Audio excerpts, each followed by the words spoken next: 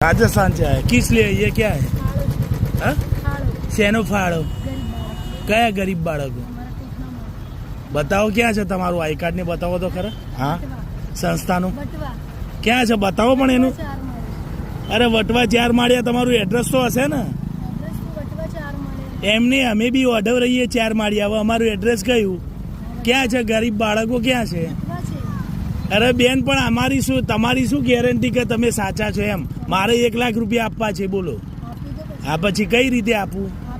હા, પણ ચેક આપવો છે મારે.